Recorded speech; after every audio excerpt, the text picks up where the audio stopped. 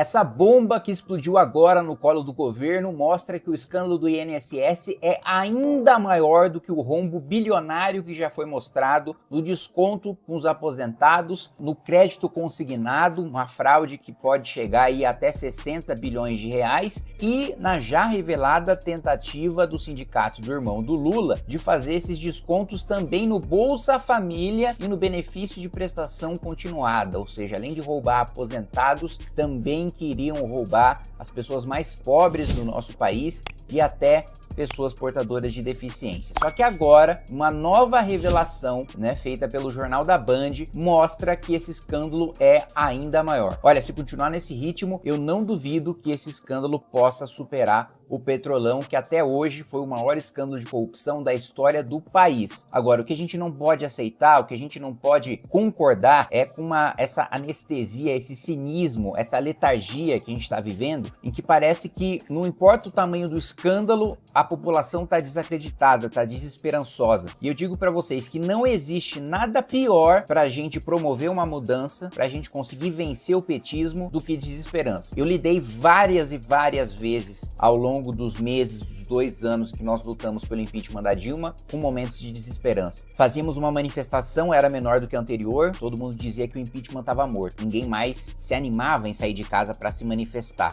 O desânimo, ele retroalimentava a derrota, Ou seja, a gente fazia uma manifestação menor, as pessoas se desanimavam ainda mais. Tinha uma decisão do Supremo Tribunal Federal em favor da Dilma para fatiar o processo de impeachment e torná-lo mais difícil do que foi contra o Collor. Todo mundo dizia que o impeachment tinha morrido. Avançava o processo no Conselho de Ética contra o presidente da Câmara, Eduardo Cunha. Todo mundo dizia que o impeachment tinha morrido, que ele iria recuar. O senador Renan Calheiros garantia que o impeachment não avançaria no Senado, o pessoal desanimava e a gente manteve a resiliência, é por isso que nós conseguimos derrubar uma presidente da República, o que não é pouca coisa. E eu tô dizendo tudo isso, tô dando todo esse contexto para dizer que nós não podemos perder a oportunidade do fato desses escândalos estarem sendo revelados agora para colocarmos o máximo de pressão possível contra o governo Lula, contra o governo PT. A gente não pode cair no cinismo de achar, não, isso já acontece, isso é normal.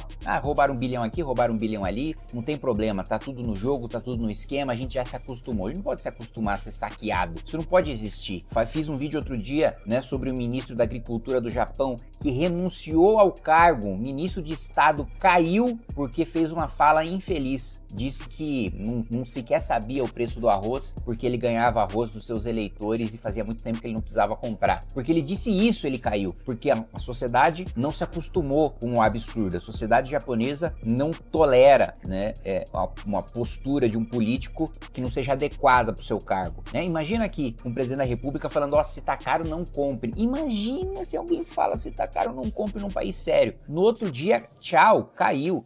Pode não ter cometido crime, pode não ter investigação, pode não ter escândalo, pode não ter condenação, pode não ter se tornado réu. Meu amigo, falou um negócio desses num cargo tão importante quanto o presidente da República, num cargo do executivo, acabou. Mas vamos lá, vamos ver então esse novo capítulo do escândalo do INSS, mostrando que a fraude é ainda maior do que a gente imaginava. Suspeitas de fraude e com entidades investigadas no esquema. A Confederação Brasileira dos Trabalhadores da Pesca já estava na mira dos investigadores no escândalo dos aposentados. Em menos de um ano, o número de associados da entidade saltou de 0 para 340 mil. Em menos de um ano, uma associação que não tinha um associado sequer, não tinha nenhum, passa para 340 mil no governo Lula. E agora, não dá para dar desculpa de que começou no governo Temer, de que começou no governo Bolsonaro. A associação sai de 0 para 340 mil, 100% no tempo de governo do presidente Lula.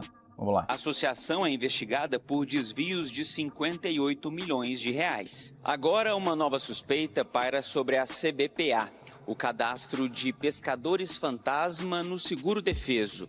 Um benefício pago pelo governo a pescadores artesanais no período em que é proibida a pesca por questões ambientais. O valor de um salário mínimo pode ser pago de 1 a 5 meses, dependendo da região. A CBPA é suspeita de cadastrar falsos pescadores em troca de metade do valor. Na cidade paraense de Mocajuba, às margens do rio Tocantins, quase 15 mil pescadores receberam o seguro defeso no ano passado. Só que, segundo o IBGE, há 15 mil adultos na cidade. 6.000 trabalham em fazendas e mais de 2.500 no serviço público. Olha só, alegam numa cidade que tem 15 mil pescadores, só que a cidade tem 15 mil adultos, incluindo funcionários públicos, que obviamente não são pescadores, incluindo trabalhadores do campo cadastrados, que obviamente não são pescadores. É tão escancarado. Assim, geralmente no escândalo de corrupção, as pessoas elaboram, elas fazem alguma coisa mais sofisticada, até para não serem pegas pela polícia. Mas quando chega num nível em que a impunidade é tamanha, que você pode roubar a luz do dia, que nada vai acontecer com você, esse tipo de coisa acontece, essa fraude escancarada. Olha, a pessoa declara, né, assim, não precisa nem fazer investigação, basta ver no registro público que tem 15 mil adultos naquela cidade, que não vai bater o número de 15 mil pescadores. Ou seja, a conta está longe de fechar. O Maranhão concentra 1/3 dos pescadores do país, 590 mil.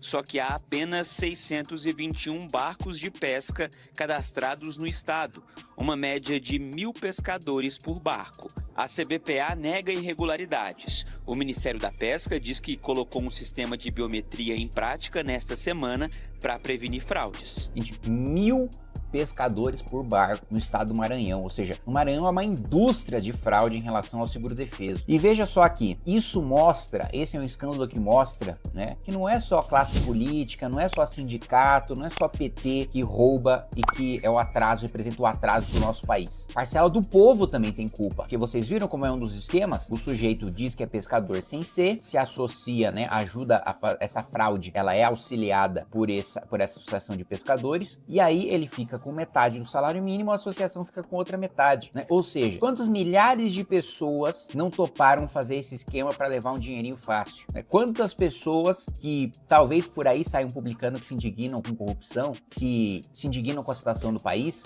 mas que na hora de receber uma oferta, né, de propina de uma associação, na hora de roubar os cofres públicos, quantas pessoas não falam da classe política, dos bandidos, dos corruptos, né, que eu tanto combato, mas na primeira oportunidade que eles têm de passar a mão nos cofres públicos, ainda que seja metade de um salário mínimo, eles vão lá e se jogam. Não é à toa, tá? A nossa classe política não caiu do céu. Na nossa classe não foram aliens que colocaram os deputados que estão hoje no Congresso Nacional. E ainda tem gente que fala em urna fraudada. Você realmente acha que um país em que milhares de pessoas, pega aí o exemplo da indústria da fraude no estado do Maranhão, centenas de milhares de pessoas topam fazer um esquema para roubar metade de um salário mínimo e viver uma vida medíocre e desonesta? Você realmente acha que esse país precisa ter urna fraudada para eleger o Lula? Você realmente acha que não tem esse tanto de eleitor do Lula no Brasil? É óbvio que tem, é óbvio que tem. A gente não vive, veja, a mediocridade do Brasil